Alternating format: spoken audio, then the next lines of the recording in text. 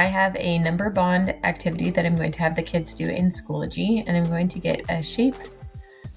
I'm going to use a circle, and I'm going to try to make it about the same size as the circles already in the number bonds. When I've got it how I like it, I'm going to open up a new page. I will just go ahead and double click inside of the shape, and that will give me a cursor so that I can write numbers. I'm going to write numbers 1 through 10 so students can use these for the number bond activity.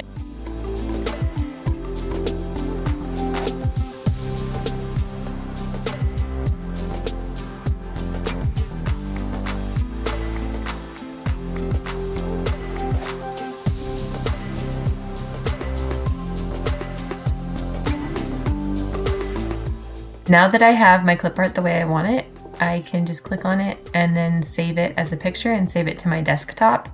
And then I will upload it into Schoology into my assessments.